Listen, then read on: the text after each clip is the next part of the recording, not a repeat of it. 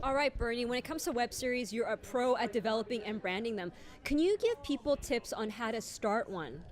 Well, it's pretty broad, but I'm going to give a very general.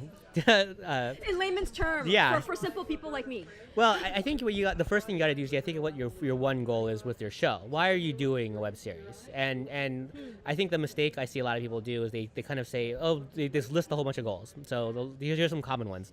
I want to sell to television. I want to make a TV show, that's right? right. I want to get 1 million views, right? They want to make $1 million. I want to make $1 million. I want to make money.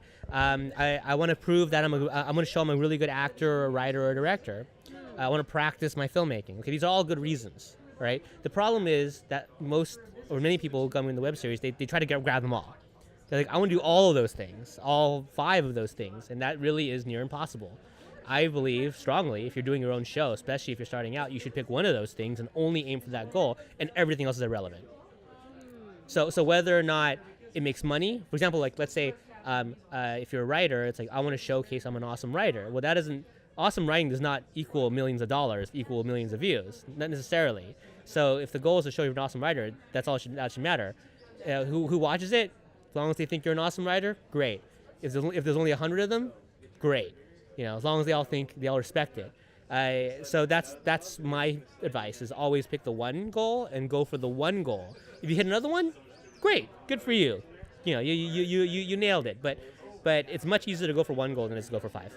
But then how do people put it all together, though? Because we go for one goal, but then we'll need, like, good actors and good equipment, and then we need to make money. So, I mean, like, how does that all come in? And what I'm saying is, like, how does it all come in together, right? I mean, because you've been developing and producing and branding web series, and so how did you become to where you are in your success? The first web series I made was to prove I was an awesome writer. And it would cost, the movie or the show cost thousands of dollars, and we didn't make any money back. I assembled good actors, but because I wanted to showcase my good writing. I assembled good production because I wanted to showcase, again, my good writing. So all of that was there. The views that came out of it, great. The fan response, great. But that's the show that started me.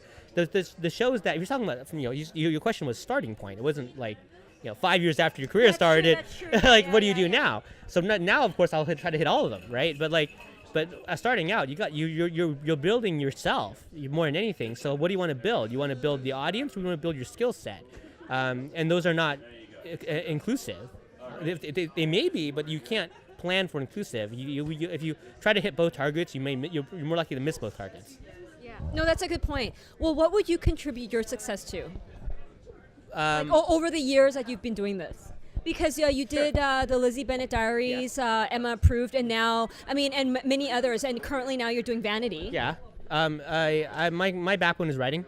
My core is my writing ability. So I contend that my strongest of all my filmmaking skill set, my writing. So I was joking about this at dinner with some friends last night, and they're like, so are you gonna direct again? And I'm like, I kind of hope not.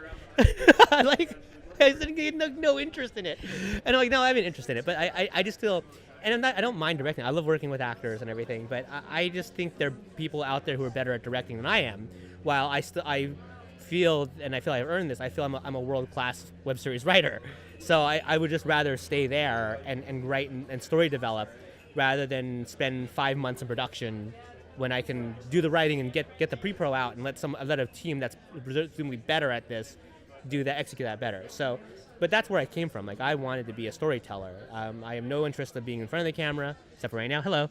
And then, directing is kind of a means to an end for me. And producing is also a means to an end for me. So I look at it as more of story crafting. That's awesome. And I think you made a really good point. We should focus on our strengths and things that we're passionate about, things that we love. And then I think after that, everything else will follow. Another question I want to ask is maybe what are some things people should keep in mind when developing? I know you said start on one, develop one thing. Develop for one goal. Yeah, or focus on one goal. But what are other tips that people should keep in mind though when doing web series? I think you gotta audience. Audience is a big thing. So you have to think of what your target audience is, and you got to think about how many of them or how much of them are actually watching video content on the web. So there was a question in the keynote that just happened about trying to develop for a 40-year-old plus audience. And I don't know how to do that, so I don't have the answer to that. I just think how tough that is because I don't know that many people who are 40 plus who are actively searching YouTube looking for new content. People who I know are 40 plus who are watching content online, they're going to the traditional places like Netflix and Amazon, right? So if I'm them, I'm thinking maybe I shouldn't develop for 40 plus. Maybe I should develop for 20 and under. Those are the kids who are on the kind of new platforms and everything. So and that's my way of thinking. Is the fish where the fish are? Yeah. You know, that old adage. You know, I'm sure we're up here. There's a lot of fishing going on.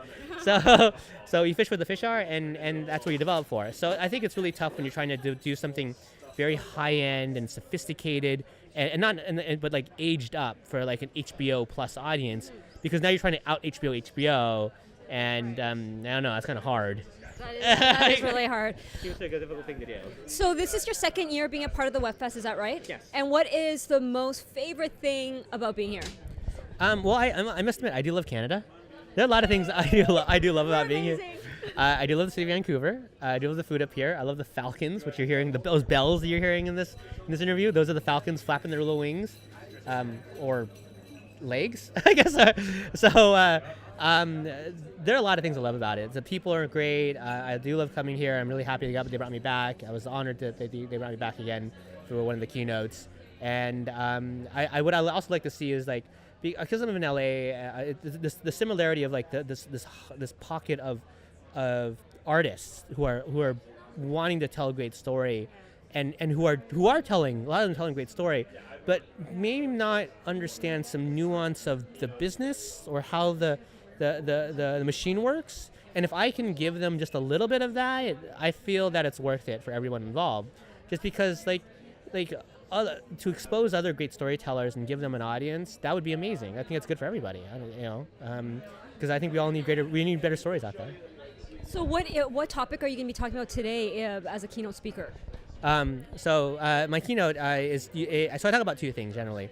So the first thing I do is talk about interactive storytelling. So Lizzie Bennett Diaries, Emma approved, both Emmy Award-winning shows for interactive program, and yes, they're both YouTube web series and biasly very good ones. But what they do in the innovation side for storytelling is something that I'm pretty sure 99% of people at this festival aren't really thinking about. And I'm not saying that you need to do those things, but what I'd like to get out of when I do my keynote, and I say this when I start it, that I say, I hope you just opens your mind a little bit about what you can do here. I'm not saying you need to do this. You don't have to do what I do. You don't have to copy or go down this path. It's a lot of work. But the key word of web video or web festival or web series is the word web, not video. It's web. And the web can do a lot of things that aren't video. So we love video. We're shooting video right now, and it's great. But there are a lot of things next to this video that we may be watching, depending on where you're watching this on, that you can do. You maybe my Twitter is linked below, right?